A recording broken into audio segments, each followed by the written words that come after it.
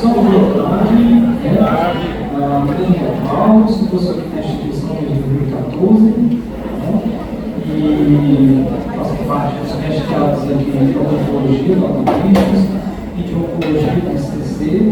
E aí hoje a gente vai conversar um pouquinho sobre alguns conceitos básicos envolvidos no planejamento de pesquisa clínica e bioestatística associada à pesquisa médica, né, e à pesquisa epidemiológica. Né.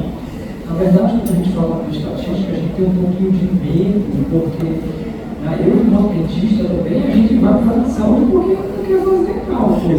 Né. Mais 10 a 15% das questões de residência são voltadas à estatística para a epidemiologia, mas 15% à legislação de saúde pública. Né. Então, vez ou outra, aparece lista da DIVOC e pedem para fazer questões para prova de residência. Então, tendo em vista que a estatística ela é um temor do profissional de saúde, então eu vou conversar um pouquinho sobre formas de tentar desmistificar esse processo que, na verdade, nunca foi tão necessário desde a pandemia Covid-19, né? Quando a gente verificou a necessidade e a importância da pesquisa clínica para a produção, né, de estratégias e planejamento de saúde baseados em evidências científicas. Né? Bem, quando eu falo de bioestatística, a priori eu penso com bicho de 7 cabeças. Mas quando eu falo em bioestatística, eu estou falando de nada mais do que a aplicação de estatística no campo da saúde, no campo das ciências biológicas. Então, a bioestatística, ela parte do princípio em que eu transformo as pessoas em números. Meu paciente deixa de ser João, deixa de ser Maria, deixa de ser José, e passa a ser uma glicemia de 150, hemoglobina glicada de 7,8, um índice de triglicerídeos de 377. Por quê? Porque a bioestatística ela começou a ser utilizada nas pesquisas lá no comecinho da década de 1920, 1930, e começou-se a perceber que quanto menor a subjetividade envolvida nas pesquisas em ciências médicas, mais significativos são os resultados. Então, apesar do pessoal da saúde coletiva, né, gostar de uma subjetividade, mas as pesquisas baseadas em interpretação numérica hoje representam cerca de 90% das pesquisas em ciências médicas. Se eu for tentar montar um ambulatório de oncologia em um hospital, a primeira coisa que o cara vai perguntar qual é o custo-benefício de montar um ambulatório de oncologia no local baseado na quantidade de casos de câncer que existem na comunidade. Então, enquanto gestor médico, é necessário o conhecimento de associações numéricas para poder justificar, inclusive, determinadas condutas. Não sei se vocês sabem, mas hoje, no direito, existe uma especialidade chamada Direito em Ciências Médicas, nas quais os advogados fazem pós-graduação em Ciências Médicas para obter formas de interpretar pesquisas clínicas para melhor fazer processos judiciais para a comunidade médica. Então, a gente precisa saber interpretar essas variáveis numéricas com o objetivo de fortalecer a classe e, naturalmente, melhorar as nossas condutas baseadas em evidência. Quando eu falo de bioestatística, parece uma coisa muito recente, uma coisa muito moderna. Mas, na verdade, os fundamentos matemáticos básicos da bioestatística aconteceram lá no final do século XVII, com o professor Grijal, na coluna de iniciação científica. Lá no século XVII, quando acabou a Revolução Francesa, tá, eles começaram a pensar o seguinte: cara, como a França é rica, como tem dinheiro aqui nesse país, temos não sei quantas colônias espalhadas pelo mundo e muita riqueza material. Como é que a gente melhor divide isso? Não sabemos. Então os caras começaram a criar indicadores: violência urbana, mortalidade infantil, expectativa de vida, taxa de analfabetismo. E aí, a partir desse momento, o governo francês começou a alocar mais dinheiro para a saúde, nas comunidades onde necessitavam, onde esses índices eram piores. Começou a alocar mais dinheiro para a segurança pública, nos locais das comunidades com mais taxa de violência urbana. Começou a alocar mais dinheiro no exército, tendo em vista que a França estava sendo invadida por diversos países. Gente, esse modelo deu tão certo, que mesmo a França não sendo o país mais rico do mundo, até o final de 1945, ela era um país cientificamente mais desenvolvido do mundo. Por quê? Porque ela começou a usar um modelo baseado em observação, quantificação, análise e criação de planejamento. Então, a estatística, lá no final do século XIX, começou a ser usada também nos estudos epidemiológicos. No começo do século XX, começou a ser utilizada em estudos médicos. Pronto, agora não tem mais volta. A partir de agora, a estatística está incrustada na pesquisa médica e na pesquisa epidemiológica, e praticamente 90% das decisões que a gente toma é baseada em alguma pesquisa que fez análise matemática. No entanto, por que essa análise matemática ela é necessária? Primeira coisa, o objetivo da estatística é acabar com um viés chamado viés de observação. O que é um viés de observação? E é natural de toda pesquisa. É você ver o que você quer ver. É natural. Então, quando você vai, aplica um determinado tratamento para o paciente, você acredita naquele tratamento, um dia você vai falar, nossa, esse paciente está melhor. Mas quando você vai ver a saturação de oxigênio, ela caiu. Quando você vai ver a bateria cardíaca, ele caiu. Quando você vai ver a frequência respiratória, ela caiu. Porque são números. E com os números a gente não consegue mexer de um ponto de vista subjetivo. Então, a grande finalidade da estatística é acabar com o viés de interpretação e transformar os dados em números para que isso facilite e objetive as tomadas de decisões baseadas em evidência. Então, tu está fazendo um tratamento antineoplásmico no paciente com câncer de mama. Tu está no terceiro ciclo de quimioterapia adjuvante. E o tumor aumentou 35%, claramente então falha em resposta clínica. Não tem por que continuar insistindo com a adjuvância, que claramente eu estou vendo que por número está associado à progressão de doença, mudança de protocolo, mastectomia, radioterapia ou mudança de quimioterapia. Então, a bioestatística ela foi feita para acabar com o quê? Com a subjetividade das análises e focar basicamente em quê? Objetividade. E aí, naturalmente, se as coisas são mais objetivas, se as observações são mais fiéis, naturalmente eu aumento a confiança das pesquisas e dos resultados objetivos. E, consequentemente, eu diminuo a possibilidade de erro. Então, a estatística é feita para objetivação.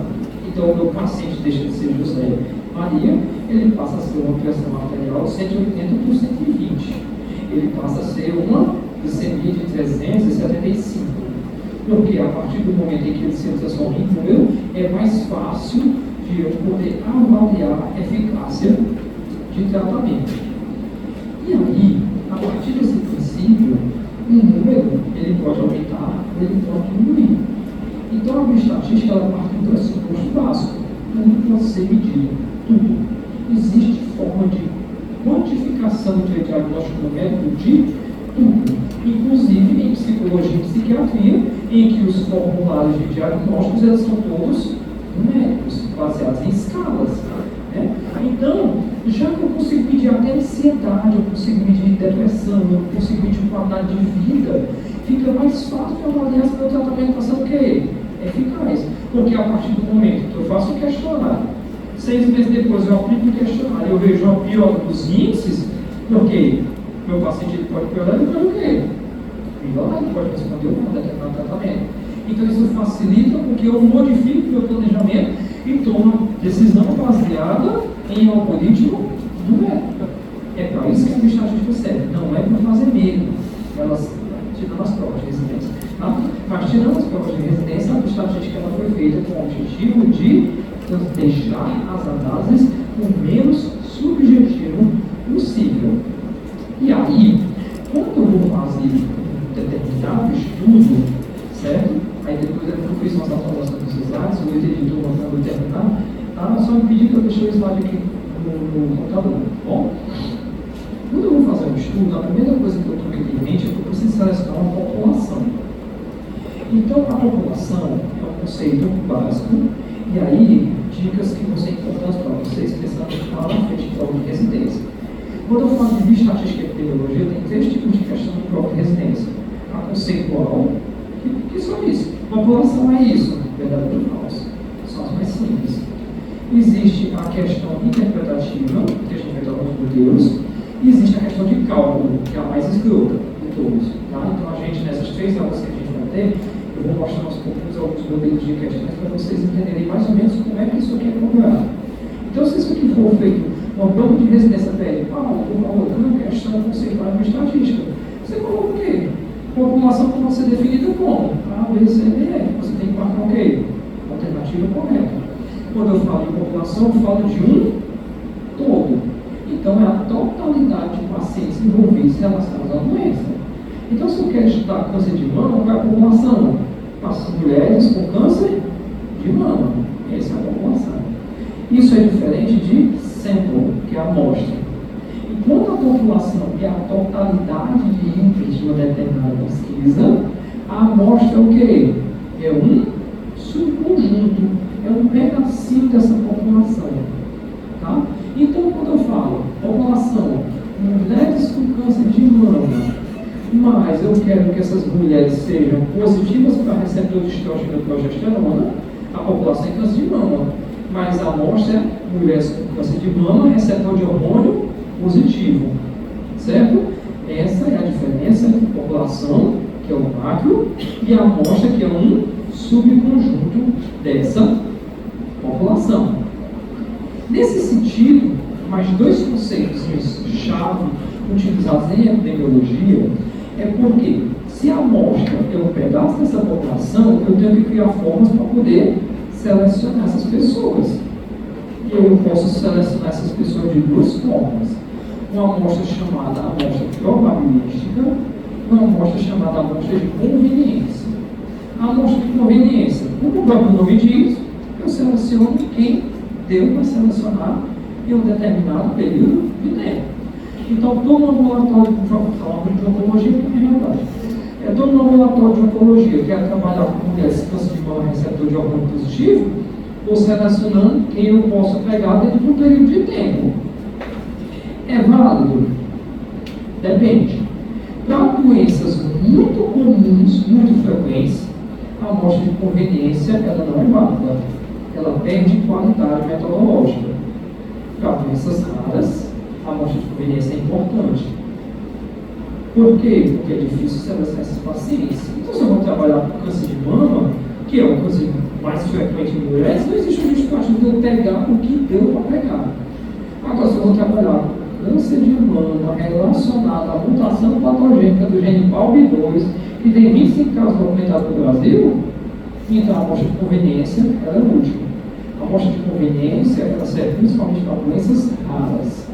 Para doenças comuns, eu preciso pegar uma amostra chamada amostra probabilística, na qual eu vou realizar um cálculo amostral para saber quantos pacientes eu necessito para ter poder e confiança o suficiente para que aquela amostra represente um grupo. E eu vou dar um exemplo. Quantas pessoas aqui já foram entrevistadas em pesquisa de intenção de volta? Eu nunca fui entrevistado em pesquisa de intenção de volta. Mas quando você pega as pesquisas de intenção de voto, elas são mais ou menos o que se dá nas ruas. Gente, na pesquisa de intenção de voto para a Prefeitura de Fortaleza, Vox Populi, por exemplo, analisa 2.500 pessoas. Não. Mas como é que eles conseguem representatividade? É porque eles vão atrás de calcular amostras específicas em bairros específicos e comunidades específicas que consigam representar de forma homogênea o município de Fortaleza como um todo. Tá?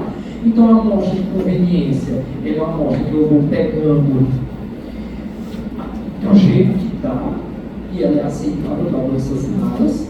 A amostra probabilística, eu preciso calcular uma amostra baseada em testes, e ela é a mais comumente utilizada para grandes pesquisas envolvendo doenças mais comuns. E aí, naturalmente, se eu vou selecionar esses meus pacientes, eu preciso naquela população para selecionar a minha amostra de uma característica populacional que faça com que essa amostra ela seja o quê? Homogênea. Então, se eu vou trabalhar com mulheres com câncer de mama, receptor de hormônio positivo, e eu quero ver resposta à quimioterapia neoadjuvante, eu posso juntar paciente estágio 1, 2, 3 e 4 com metástase de distância? Não, porque a população é muito quê? Heterogênea. Então, eu preciso de uma característica populacional que confirma a minha população e a minha amostra homogeneidade para que aquela amostra consiga representar adequadamente a população. Por quê? Porque, naturalmente, a taxa de resposta à quimioterapia neoadjuvante de um paciente que tomou estágio 1 é muito maior do que um paciente que tomou estágio 4. Então, se eu boto todo mundo no mesmo bolo, naturalmente eu não consigo que aquela amostra represente a população. Então, eu preciso dar algum tipo de característica que essa característica vai me proporcionar uma homogeneidade significativa para que aquela amostra represente a população. É isso que eu preciso que a amostra faça. A amostra ela precisa representar a população que está sendo analisada. Senão, ela não é uma amostra adequada. E nesse sentido, a partir do momento em que eu tenho uma homogeneidade significativa, eu consigo, inclusive, prever quais vão ser os desfechos que nós vamos encontrar em um estudo, em um controle. Então, os grandes pesquisadores que trabalham em centros de pesquisa clínica, eles fazem seleção de pacientes de forma muito homogênea. A gente está tentando agora ensaio clínico lá no ICC, qual você clica para paciente com câncer de pênis. Os caras só querem paciente com câncer de pênis estágio 3C em diante que seja ressecado. Por quê? Porque a probabilidade de resposta é diferente do paciente que tem estágio 2. Então, nesse sentido, é necessário selecionar critérios de inclusão e exclusão que sejam apropriados para conferir a essa população uma homogeneidade significativa. Então, o critério de inclusão e exclusão serão os mecanismos pelos quais eu vou dar para o meu clinical trial, eu vou dar para a minha amostra homogeneidade suficiente para que ela possa representar o quê? A população. Então, fazendo aqui uma brincadeira. Critério de inclusão de um ensaio clínico. Pacientes com câncer de mama, F2 positivo. Qual seria o critério de exclusão? Pacientes com câncer de mama, F2 negativo, certo? Errado. O critério de exclusão de um ensaio clínico não é o oposto do critério de inclusão. Se eu digo que eu vou incluir pacientes homens com câncer de próstata metastático, a exclusão não é pacientes sem câncer de próstata metastático. Porque se ele não tem câncer de próstata metastático, ele não é incluído. Se ele não é incluído, ele não pode ser excluído. A exclusão é o segundo passo do ensaio clínico. Então, a inclusão é o critério que permite que o paciente entre no ensaio clínico, mas o critério de exclusão é algo a mais que ele tem que impede com que ele permaneça no ensaio clínico. Então, por exemplo, pacientes com câncer de mama R2 positivo, o critério de exclusão não é o R2 negativo. É ele ter feito, por exemplo, quimioterapia prévia. Ele é R2 positivo, ele tem um critério de inclusão, mas ele tem algo que interfere tanto no resultado da pesquisa que faz com que ele não dê início ao estudo. Então, pacientes com câncer de próstata metastático é inclusão, a exclusão não é pacientes sem câncer de próstata metastático. É pacientes que passaram, por exemplo, por hormonoterapia prévia, porque isso pode mexer na resposta à radioterapia paliativa adjuvante. Então, o critério de inclusão é o que permite o paciente entrar no estudo, e o critério de exclusão é algo que interfere tanto no resultado que eu não posso deixar aquele paciente no estudo. São duas coisas diferentes. E aí entram as questões de interpretação de provas de residência. O cara bota um desenho de pesquisa e ele diz, segundo esses, qual seria o critério de exclusão, e dá 5 opções. E aí você precisa lembrar que o que é o critério de inclusão e exclusão para poder interpretar o que ele traz no enunciado da questão. Então ele chega lá. É um centro de pesquisa clínica, pacientes com diabetes mellitus descompensado vão dar início ao ensaio com um novo tipo de insulina. Nesse sentido, foi observado em estudos prévios que pacientes com dislipidemia e hipertensão são pacientes que têm uma interferência desse tipo de insulina. A minha pergunta, quais são os critérios de exclusão? Qual o critério de exclusão? Tem lá, pacientes do sexo masculino, pacientes do sexo feminino, idade acima de tanto, dislipidemia e hipertensão. Esse é o critério de exclusão. Por quê? Porque a inclusão permite que ele entre e a exclusão interfere tanto que ele não pode dar continuidade ao estudo. E nos ensaios clínicos ainda existe um critério chamado critério de retirada ou remoção. O paciente tem um critério de inclusão para entrar, não tem um critério de exclusão para sair, mas existe um tratamento, não é o tratamento. Ou ele foi a óbito, ou a doença progrediu e ele teve que mudar o tratamento impugnado para aquele paciente.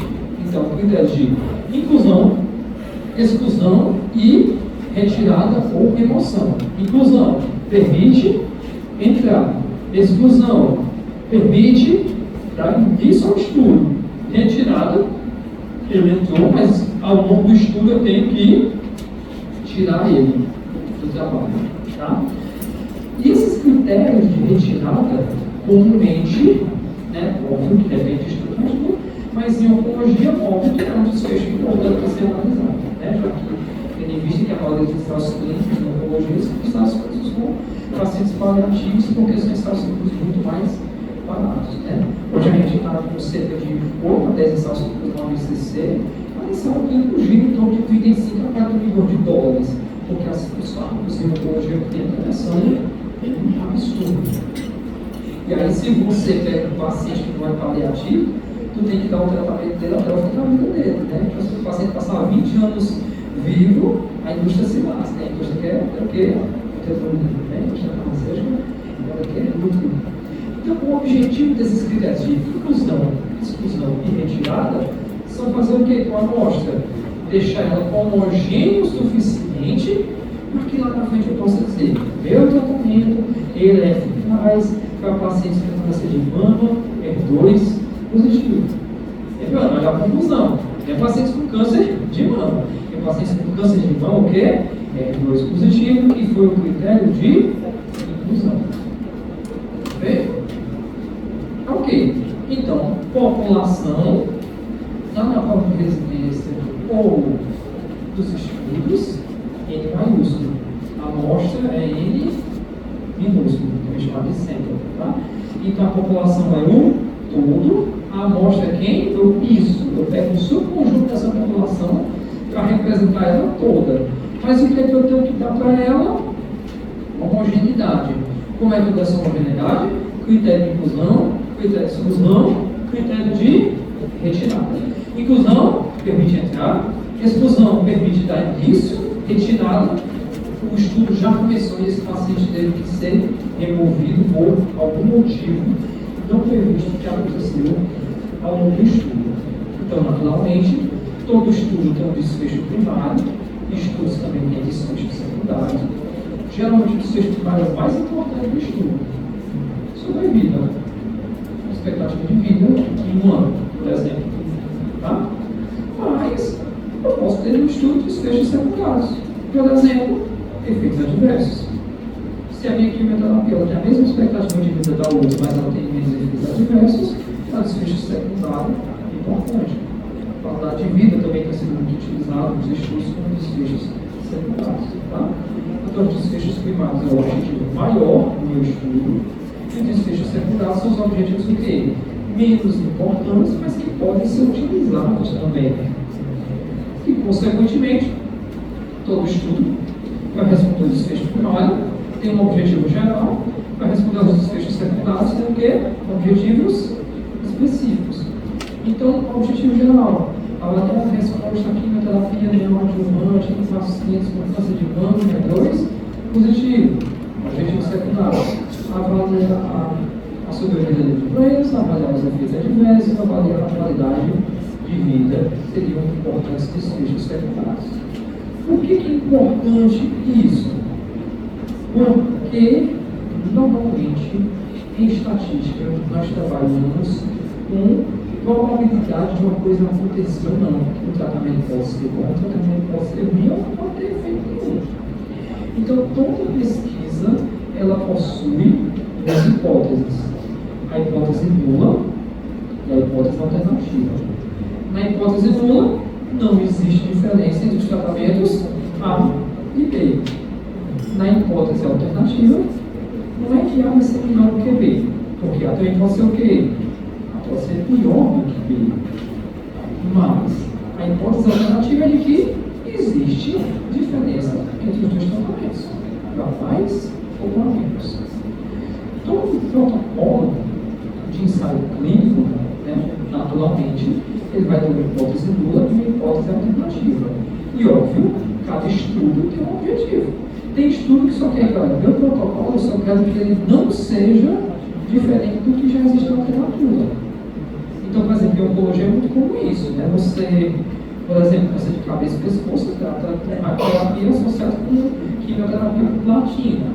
E aí as quimioterapias com platina normalmente são feitas uma vez a cada 3 semanas. Estoura um composite no trato gastrointestinal como um todo. O que os caras fazem? E se eu fracionar essa quimioterapia? Será que eu diminuo o efeito adverso sem diminuir a sobrevida? Então, às vezes, eu quero que não haja diferença. Às vezes, eu quero que haja diferença. Isso depende de estudo para estudo, mas todo trabalho tem suas hipóteses nulas e tem sua hipótese alternativa. Isso, às vezes, é muito difícil quando a gente está fazendo estudo, a gente conseguir pensar no tipo, no estudo. E aí, existe uma estratégia, né, que é muito utilizada na literatura, chamada estratégia PICOS, que ela é muito utilizada para revisão sistemática, mas ela é uma estratégia que nos ajuda a construir títulos de projetos de pesquisa. Por quê? Porque P, eu seleciono a população, I, a intervenção, C, é o grupo controle, e O são os cálculos, são os desfechos. Então, será que em pacientes com câncer de mama HER2 positivo, o uso de trastuzumab com pertuzumab, comparando a trastuzumab somente, melhora a sobrevida de doença? Então, essa estratégia me ajuda a definir tipo, objetivo, hipóteses e prováveis desfechos que a gente vai ter. Então, normalmente, em um projeto de pesquisa, a gente vem de onde? A gente vem de trás para frente. A gente faz a estratégia primeiro, aí os prováveis desfechos, cria as hipóteses, cria os objetivos, por último cria quem? Um título. Já com título, geralmente no projeto de pesquisa, é a última coisa que a gente vai pensar. E aí, naturalmente, se eu quero comparar A com B, isso vai exigir um delineamento estatístico do trabalho, e esse delineamento estatístico, ao final do estudo, nos dirá se o tratamento A é igual ou superior ao tratamento B. E aí, se eu voltar lá no tempo, na época dos marcos, né, a gente vê lá dentro que o cara fez isso, que monte. Sim. Então,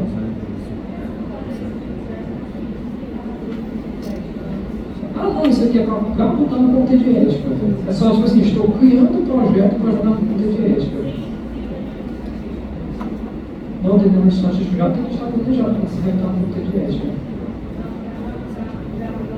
Exatamente. E no comitê de ética você tem que dizer assim, eu vou usar os testes tal, para comparar isso e aquilo. Então já tem que estar mais óbvio que muda, né? A partir do momento que você vai ter os resultados. Mas você já tem que ter mais ou menos aquilo ali planejado. E lá na plataforma Brasil, quando vai saber, ele pergunta para a tua população. Aí, se tu não excede, não deixa você dar continuidade. Certo? E aí, quem foi que fez isso? Cara, se você parar para pensar, Mendel, ele foi um dos primeiros caras que usou bioestatística. Ele pegou, vamos lá, pegou 1.500 ervilhas verdes, cruzou com 1.500 ervilhas amarelas. Os primeiros cruzamentos saiu tudo o quê? Amarelo. Isso é teste de hipótese. Ele saiu fazendo o quê? Cruzando, no bom sentido, né? Cruzando cada vez mais. E chegou um ponto que, quando ele cruzou 3.000 ervilhas, ele percebeu que nenhuma ervilha saía verde.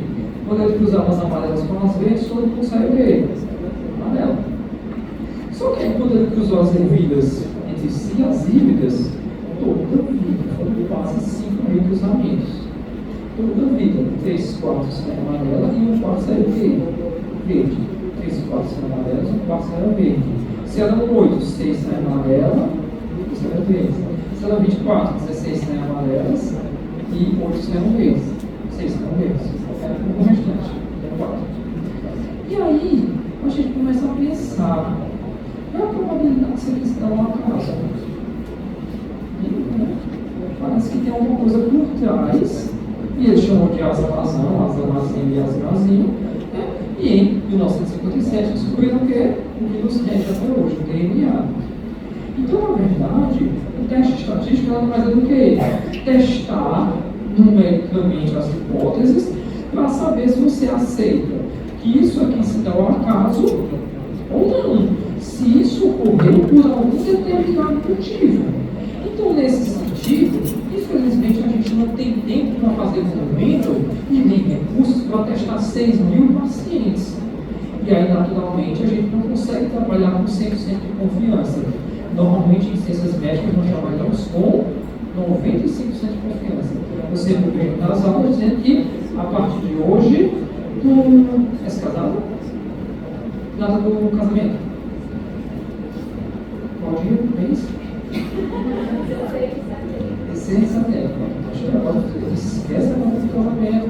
E esse é o número que tem que fixar. Por quê? Porque quando vem a questão de prova de residência que pergunta qual é o grau de confiança para a pesquisa clínica, 95. Esse será o número que tem que ser decorado. Certo? Então, assim, o marido não sabe disso, tá? Mas esquece a data do casamento, esquece a data do começo do namoro, tá? Provavelmente ele tem que anotar no celular uma cuidando na lembrar, para não esquecer, ou ele que é o demacho da nossa festa. Eu sei, porque eu sou um relacionamento, tá? Tem que a mulher esqueceu a data do. Ai, eu vou fazer o que hoje, agora? Eu vou dormir, eu estou cansada. Aí eu. O que foi?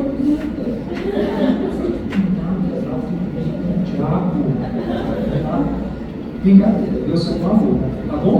Então, nós trabalharemos com 95% de confiança, e esse é um número, e não apenas os estudos, mas também do ponto de vista judicial, você aceita uma taxa de erro de 5%. 10% é muito, e para você acertar em 99% dos casos também, isso exige muito recurso financeiro, porque inicialmente a população vai ser analisada. E aí, se eu retornar lá no Chaves, quando o Godinho faz o tabuleiro de Chaves para principiantes, se eu pegar esse tabuleiro de Chaves, eu pego bolas aleatórias num tabuleiro aleatório, jogo e elas se distribuem de forma o quê? Aleatória. Não tem nada especial. Mas quando eu mudo a cor das bolas e jogo elas novamente, eu percebo que as bolas amarelas se concentram nos quadrados o quê? Brancos, enquanto as bolas azuis se concentram nos quadrados verdes. Isso é um teste estatístico. A bola branca é o fumante, o quadrado branco é o câncer de pulmão. Então, o que é que eu estou mostrando aqui? Que existe uma tendência estatística ao câncer de pulmão acontecer dos pacientes do quê? Fumantes. Aqui, eu estou pegando, por exemplo, câncer gastronovacelular de pele versus o uso de sal iodado. Distribuição o quê? Aleatória, não existe uma associação significativa. Tá? Então, o teste vai me dizer se eu posso aceitar ou não uma hipótese. Esse aqui, ele está me dizendo o quê? Que eu posso aceitar a hipótese de que as bolas amarelas se concentram nos quadrados brancos. Óbvio, aqui eu precisei de 6.000 pacientes, né? Eu tenho 16 bolinhas. E aí eu pergunto, qual é a probabilidade desse evento acontecer aleatoriamente? Bem, a partir do momento em que eu repito esse experimento 100 vezes e 95 vezes ocorrer a mesma distribuição, então provavelmente a probabilidade de erro foi quanto? Foi só de 5%. E é justamente nessa probabilidade que vem aquele p-valor da análise estatística dos artigos. Quando eu faço um teste de hipóteses comparando o grupo A com o grupo B, e encontro um p-valor menor do que 0,05, significa que existe menos de 5% de chances daquela diferença ter se dado ao acaso. Então, quando o P é menor do que 0,05, eu posso afirmar com 95% de confiança que aquela diferença é estatisticamente significativa. Se eu pego aqui a média de altura dos homens e a média de altura das mulheres, nem estou dizendo qual é a média ainda, mas eu encontro um p-valor de 0,03, eu estou dizendo que a probabilidade da diferença da altura dos homens e das mulheres testar uma casa é só de 3%. Então eu posso afirmar com 97% de confiança de que existe uma diferença estatisticamente significativa entre a altura dos homens e as mulheres, provavelmente homens um pouco mais altos do que as mulheres. Então, quando eu falo de um p-valor menor que 0,05, lá na questão da prova da residência, é a mesma coisa de estar trabalhando com 95% de confiança. É a mesma coisa. Tá? A diferença é o que o p-valor é a probabilidade do evento se dar ao acaso. E a confiança é a capacidade de você aceitar ou não a hipótese baseado no resultado de probabilidade que aconteceu. Se eu pego aqui, divido metade da sala, esse lado aqui da sala eu faço um movimento ligado, esse lado aqui eu também faço. Quando eu comparo os dois, eu encontro um p-valor de 0,07. Esse p-valor é significativo ou não? Não. Não estou dizendo que a pesquisa falhou. Só estou dizendo que existe 7% de chances dessa diferença ter se dado ao acaso. Ou seja, eu só poderia assumir com 93% de confiança que essa diferença é significativa. Mas o nosso ponto de corte não é o 10 de julho. Não é o 16 de setembro. Nossa confiança é 95. Não é menor ou igual. É menor. Tem também prova que o cara faz isso. O p-valor significativo para encontrar a diferença estatística é menor ou igual a 0,05. Menor que 0,05, porque a confiança tem que ser superior a 95%. Óbvio, em infectologia, às vezes, os estudos trabalham com 99% de confiança. Tá? Mas, no geral, em quase todas as áreas de ciências médicas e ciências biológicas, a gente trabalha com 95% de confiança. Por quê? Porque eu quero evitar, isso aqui também é coisa de questão conceitual. Eu quero evitar um negócio chamado erro alfa. O que é o erro alfa? Dizer que há diferença onde não existe diferença estatística. Então, teu nome é Thaís, né? Teu marido trabalha com o quê? Tá bom. Posso nem, né? Então, certo. Perfeito. E aí, tem filhos? Quantos anos? Perfeito. Vamos pegar o de 14. O de 14 chega em casa com olho roxo. Isso é uma confusão, pode ter. E aí, notadamente, ele diz: mamãe, foi o colega que me bateu. Já foi o que coloquei, foi o colega que me bateu. Você, afeiçoado pelo sentimento, vai fazer o quê? Acreditar no diabo do menino, que é a peste. Né? Sempre que o menino passou o dia jogando tempo, jogando na cabeça do outro. Tá? Isso é o alfa. Dizer que há diferença onde não há. E é o que tu vai? Tu vai lá no colégio, faz qual curso aí na face da terra, e aí quando vão ver as filmagens, é o teu filho que está perturbando o outro. Notou o problema que você gerou quando você diz que a diferença estatística onde não há? Complicado. Já notou? Olha o impacto. Você faz uma pesquisa e você diz que um medicamento é superior ao outro, sem ele ser, a catástrofe que não é, isso aconteceu com a dipirona. A dipirona foi criada pela Bayer, na Alemanha. A indústria americana tinha recentemente criado o paracetamol.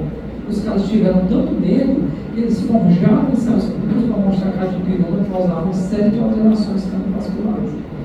E aí, a população americana ficou com tanta medo de pirona que todo mundo deixou de usar a pirona. Mesmo 50 anos depois, no mundo inteiro, as pesquisas sendo replicadas, mostrando que não há diferença com o estrago que está feito. O americano usa pirona. Sendo que é um dos melhores antipiréticos e analgésicos que existe na face da terra. E até alguns países europeus não usam. Ou seja, dizer que há diferença onde não há causa um estrago muito grande. Erro alfa, dizer que há diferença estatística onde não há. É você assumir que o p-valor de 0,07, isso aqui é diferente disso. Ok? Então, questãozinha na tua residência. Erro alfa está diretamente relacionado à confiança de 95%, ao P menor do que 0,05. E aí, como é que vem a questão? Vem interpretativa. Eu estudo avaliando tal coisa, foi observado o p-valor de 0,08. Dessa forma, os autores concluíram que o tratamento A é superior ao tratamento B. Aí tem lá. Quais são esses? Erro beta, erro delta, erro gama e erro lambda. São desses tipos de questões. São conceituais, mas sempre relacionadas ao quê? Ao caso, problema. Por incrível que pareça. O pessoal não é na prova da residência de clínica médica, as pessoas não erram a clínica médica. Na prova da residência de neuro, o pessoal não erra a tipo de neuro. O pessoal erra a de saúde coletiva. Por quê? Porque a gente tem saúde estudar. Fato. Tá? Então, tem uma questão, depois eu vou mostrar uma questão besta, talvez na prova de residência do JF, que ela foi 80% de erro. E é a questão desse estilo, que a gente se preocupa tanto nas partes de clínica, quando isso aqui a gente acaba deixando de lado. Eu falei do erro alfa. O erro alfa é o quê? Dizer que há diferença onde não há. O erro beta é dizer que não há diferença onde há. É menos grave. Se o filho dela chega em casa com o olho roxo e ela só ignora, ela está assumindo o quê? Que não ocorreu problema nenhum. Ela não gera um problema grande para a escola, ela gera um problema para o comunitário emocional do filho. É um problema menor do ponto de vista de sociedade. Então, por exemplo, quando você for um ensaio clínico, você não encontra diferença entre dois tratamentos, na verdade, será que é porque não existe, ou será porque aqueles critérios de inclusão, exclusão, etc., não foram seguidos? E aí, nesse sentido, enquanto o erro alfa ele trabalha com 95%, o erro alfa trabalha com 95% de confiança, o erro beta trabalha com um conceito chamado poder. O poder não precisa ser tão alto, já que o erro beta ele não é tão grave. Mas, quando eu vou falar em análise estatística, eu falo de alfa, eu falo de 95%. Quando eu falo de beta, eu falo de poder. Eu falo de 80%. Por que o poder é menor? Porque a severidade de ignorar o problema existindo é menor do que você superestimar o problema. Então, é melhor 4 ensaios clínicos que não mostram diferença estatística entre A e B, que no segundo momento, em um resultado sistemático com metanase, aquela diferença não pode acontecer. Tá? Então, poder eu trabalho com 80%. Vocês não estão lá na perguntinha lá na residência, se tiver em um estudo na ensaio clínico, qual o valor de beta? Beta é quanto? Beta é quanto? 20%. Lembrem, a alfa é 5% para complementar a confiança de 95%. Beta é 20% para complementar os 80% de poder. Mas vocês estão vendo que as questões são escrotinhas, são pegadinhas. Ele não pergunta qual é o valor do poder, ele pergunta qual é o valor do beta, para tu ir direto e marcar onde? O 80, tá bom? Essas são dicas de quem já trabalhou muito com isso, tá? E aí, naturalmente... Oi, pergunte. De não encontrar a diferença entre você planejar e isso é aceitável. Porque o que acontece? Quando tu vai fazer um estudo, tu tem um orçamento e um tempo limitado. Então, digamos, tu está trabalhando no centro de cardiologia. Uma vez eu, em terceira eu falei um negócio na messejana. E aí o cara queria fazer um estudo e perguntou quantas pessoas eu preciso para dizer que é melhor do que B. Você tem difícil para mostrar no caso de 150 pacientes por grupo. cara, tem um recurso para 80. Então, talvez não tenha sido gente o suficiente para encontrar aquela diferença, limitação orçamentária, né? Entendeu? Eu tive que começar a ensaio clínico, enquanto o pessoal da pandemia, eu tive que suspender metade dos pacientes, porque o paciente não queria mais ser atendido. Então, sim, em 20% dos casos isso pode acontecer. Tá? Perfeito? Qual é o nome do seu filho? João. Agora, tá vendo? Thaís. A Thaís viu lá o olhinho roxo do João. E agora ela quer fazer uma pesquisa. Né? Tem a mãe doida, ela vai fazer uma pesquisa. Né?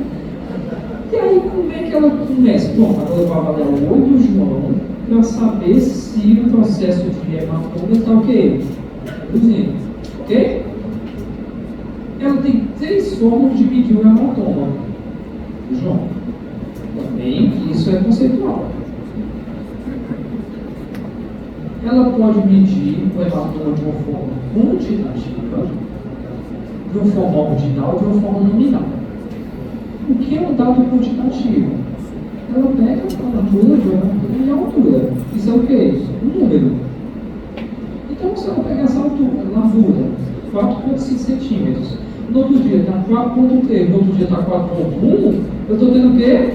Uma evolução do tamanho do hematoma. Mas ela está medindo isso de forma o quê? Quantitativa, com parâmetro em unidade de medida que já existe, que é o quê? Centímetro. O dado quantitativo é isso. É um dado que já existe na forma de número. IMC é quilograma por metro quadrado. Glicemia é decigrama por ml de sangue. Hemoglobina glicada, percentual de hemoglobina glicada dentro da hemoglobina total.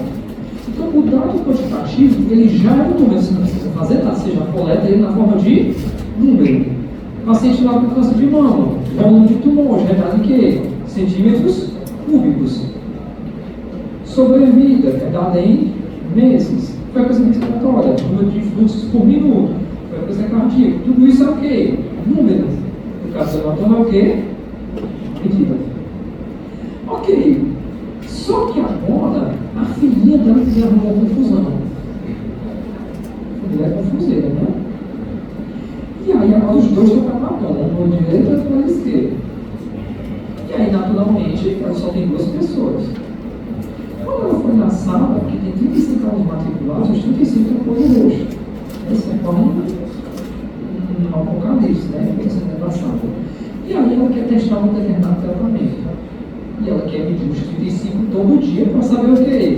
Se aquilo está diminuindo. Tem como ela usar a medida individual de cada um dos 35 pacientes? Não. A pessoa que não sabe uma tabela com 2 mil pacientes versus 35 dias, então ela vai ter que arrumar uma forma que nós chamamos de medida de tendência central. É uma forma de resumir numericamente uma medida o quê? Uma medida quantitativa. A medida de tendência central do dado quantitativo é a média. Eu somo todas as medidas de largura de hematoma e divido pelo número de menino. Ou de olho, né? Porque se for 2 olhos, a unidade amostral é olho. E aí, quanto quem? A média. A média era 4,5, no outro dia foi para 4,3, no outro dia foi para 4,1. Então, estou vendo que a média está fazendo o quê? Diminuindo. Ok? Só que, média aritmética, vamos lembrar, é o somatório de eventos dividido pelo número de pessoas. Ok. E aí, eu pergunto aqui para vocês. Eu tenho aqui 10, 10, 12, 15, 10, 10, 11, 10 e 9. A média deu quanto? A média aqui deu 10 ponto. Quem deles é 10,2? Nenhum. A média se você não quer nada. A média é o que nós chamamos de medida de tendência central. Vocês se lembram? Olha que fulano de tal, Sarto tem 32% de intenção de voto, com os percentuais para mais ou para menos. A medida de tendência central, ela precisa ser complementada com medida chamada medida de dispersão, que é o quanto que essa média tem que oscilar para mais ou para menos. Porque todas as crianças não têm uma hematoma do mesmo tamanho. Eles sofrem o quê? Variações. central somos seres vivos variam. Então, a medida de tempo dessa central é o quanto que essa média tem que oscilar para onde? Para mais ou para menos. Perfeito. Aqui a média foi 10,2. O desvio padrão é um pouquinho mais chato de calcular, mas o desvio padrão foi o quê? 2,2. Lá no artigo eu vejo como? 10,20 mais ou menos 2,2.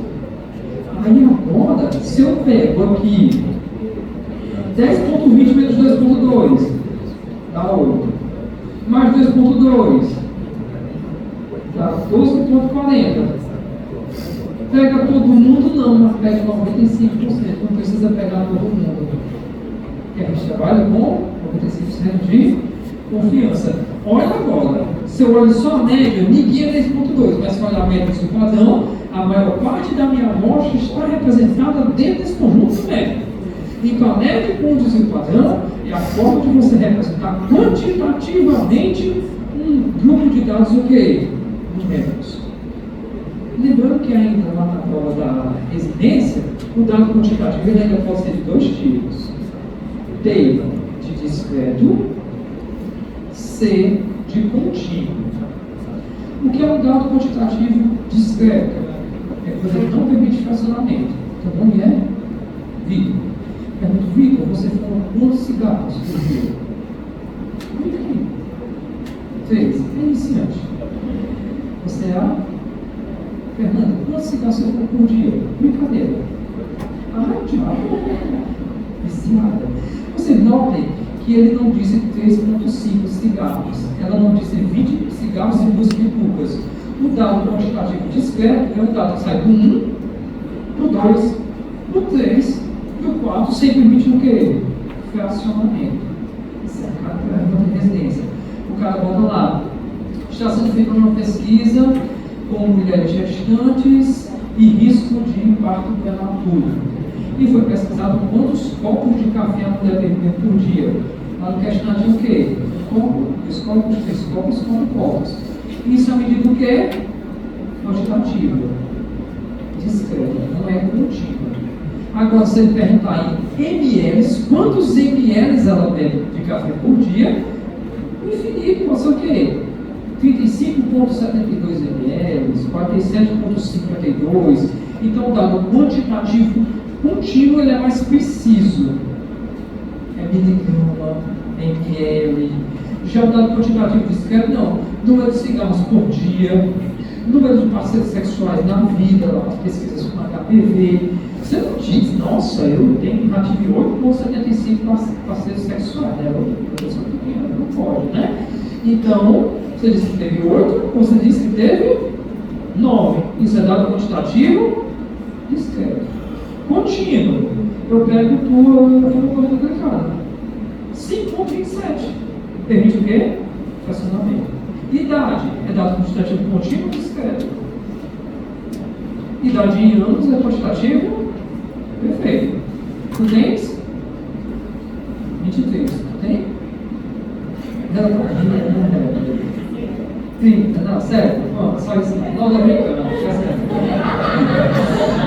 A humilhação aqui, minha filha, 24 horas por dia. Tá? Agora, tu está trabalhando na pesquisa de gineco-obstetrícia. Eu vou medir a idade dos bebês em meses. Quantitativo contínuo ou discreto? Discreto ainda. Porque o bebê tem 1 mês ou 2 meses. O bebê tem 125 dias ou tem 126 dias. Tá? Então, se eu não consigo fazer um 0,5 no meio, ele é discreto. Se eu consigo botar um 0,5 no meio, quantitativo contínuo. Você já assistiu Cabo de Elite, vocês estão fazendo sua profissão muito feliz, né? Tá? E aí, cadê? Existe um gráfico chamado questão de concurso, gráfico de coluna. O gráfico de coluna é um gráfico que serve para medir a altura da coluna, que é a média, barrinha para mais ou para menos é quem? O padrão. Caiu esse gráfico de coluna na minha prova do doutorado.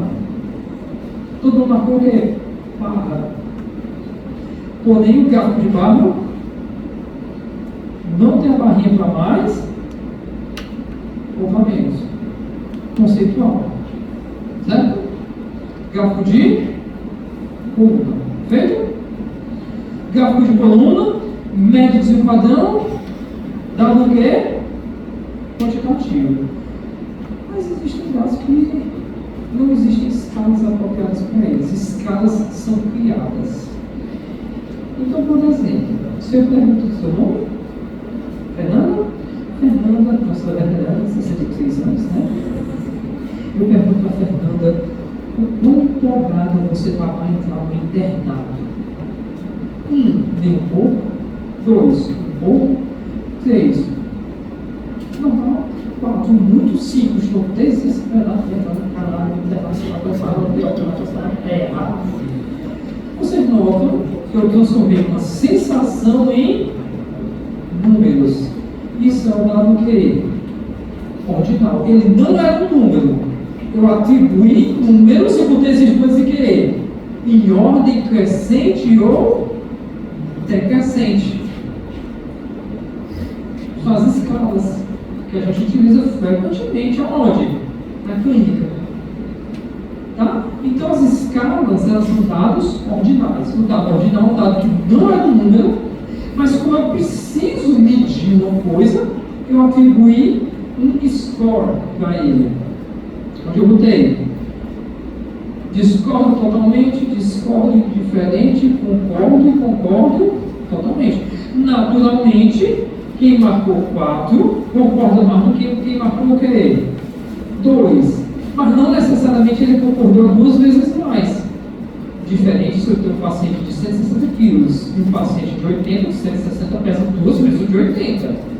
O dado quantitativo são números. O dado ordinário não é um número. Eu que transformei num número e eu tenho condições de verificar a eficácia do tratamento. Então, João, eu olho para o hematoma e eu sei que eu não vou conseguir medir. Mas eu posso fazer uma escolha. Ele está indo de borda a borda do olho. Da escolha de intenso.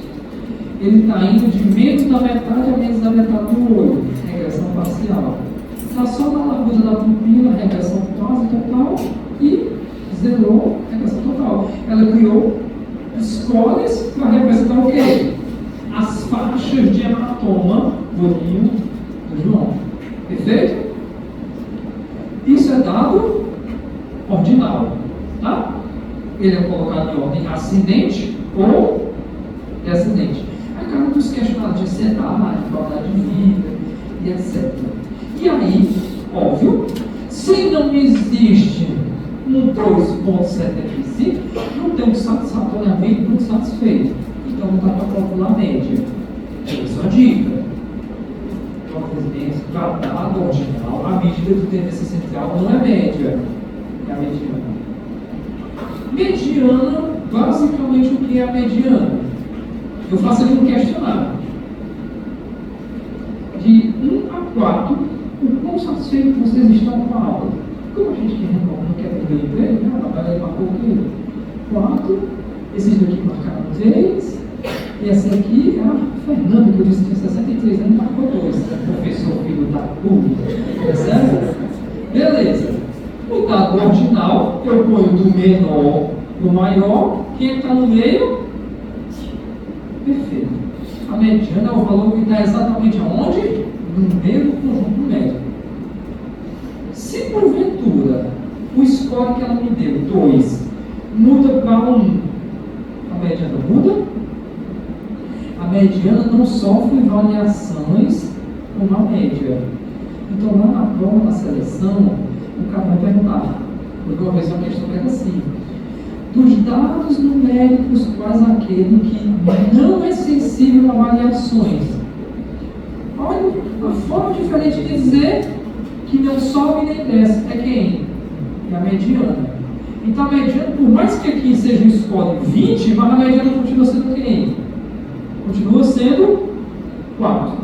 Ai gente, vocês estão deixando feliz. Que tesão, puta que pariu. Professor é desgraça, tá? Eu vi meu Instagram, professor do leito de morte, termina de postar notas e morre depois, né? Pois é. Enfim, tá? Só que como não, a mediana, ela não é média, ela não tem desvio padrão.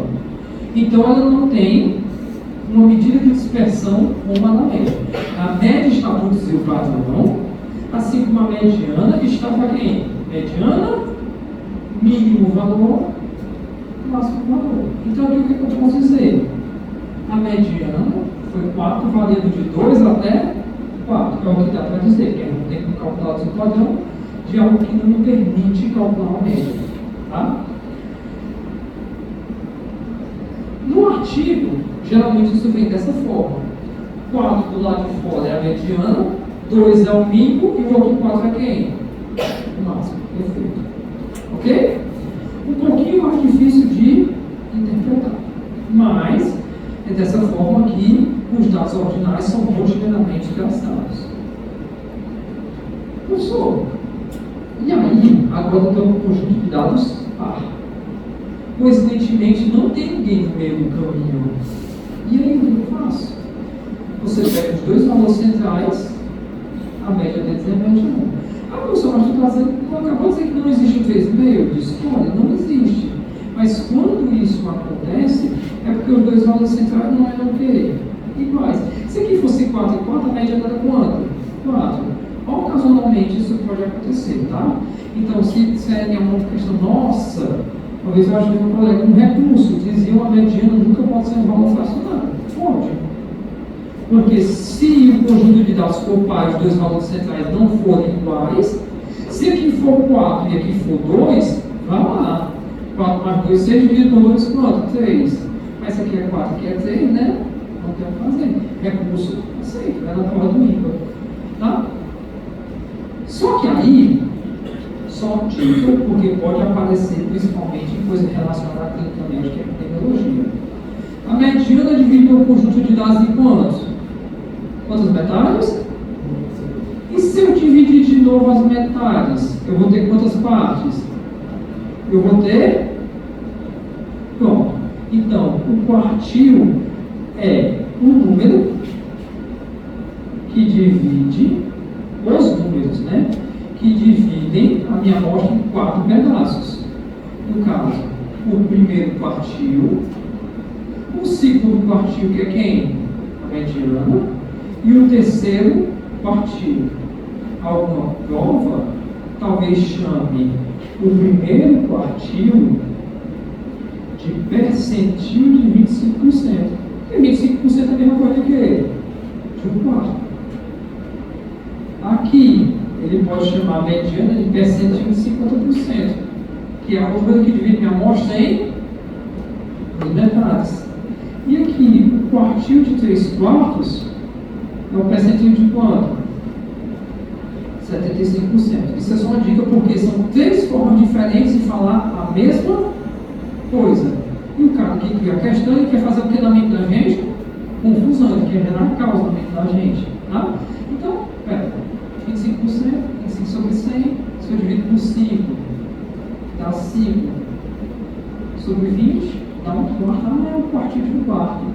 75% dividido por 5, enfim, né, vai chegar lá nos 3/4. Se eu pego isso e viro de uma forma vertical, eu tenho um gráfico chamado gráfico de Blogspot. O gráfico de Blogspot, ele tem aqui embaixo o mínimo valor, lá em cima é quem?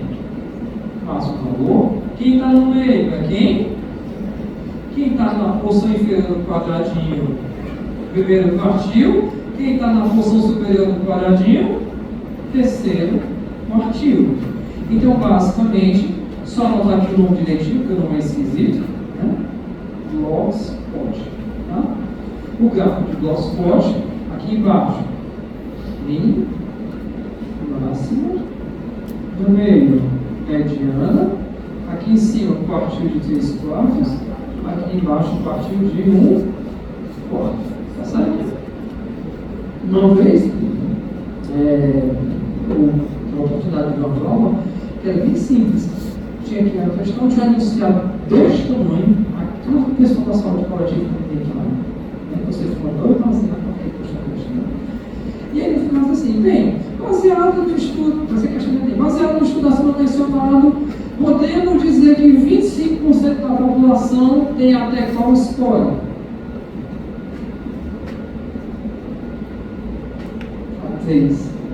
Porque, quando eu digo 25% da população tem até qual escola?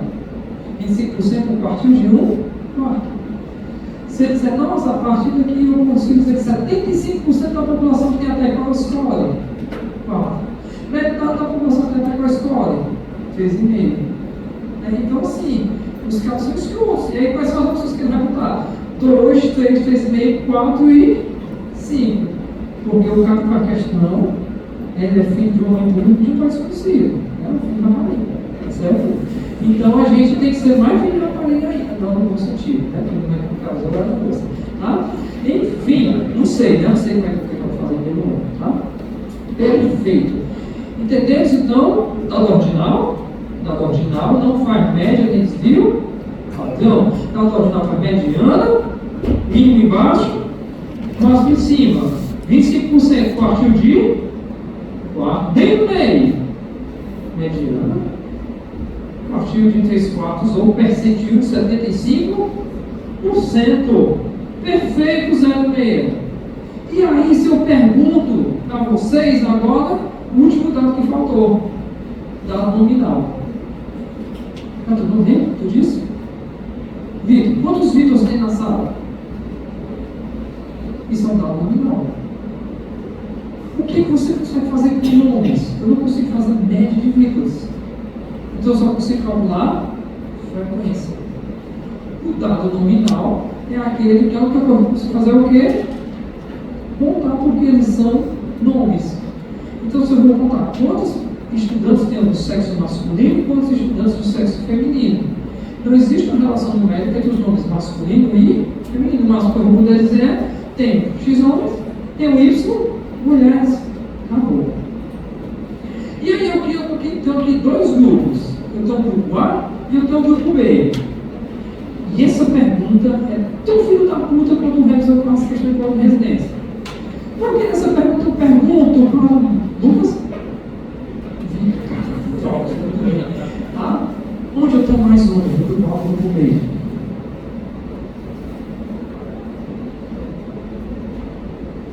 Essa é uma boa resposta. Aparentemente, eu tenho mais homem no grupo, mas percentualmente eu tenho mais homem no grupo. Então, se tiver uma questão como essa, você tem que se basear na frequência percentual ou relativa. Se eu tenho um grupo que tem um homem de 10, é a mesma coisa do grupo que eu tenho 10 de 100. Parece que eu tenho muito mais gente no grupo 10, mas na verdade o que importa é o quanto. O quanto que aquele total de homens representa da amostra como um todo. Frequência absoluta deve ser acompanhada de quem? Frequência percentual. Na verdade, a frequência percentual é até mais importante do que a frequência absoluta. Muitos artigos nem trazem o absoluto, traz só o quê? A relação percentual. Portanto, dado o quantitativo, já é um número. Eu não preciso fazer nada. Eu calculo quem? Média e desvio padrão. Dado ordinal, não é um número. Eu precisei transformar o score ascendente ou descendente em um número. Medidas, mediana, mínimo, máximo e os quartis de 3 quartos de 1 quarto. Dado nominal, não tem o que fazer, só contar. E ver o quanto é que representa o total. Certo? Nomes, não tem o que fazer. Quando eu pego a idade é o dado quantitativo.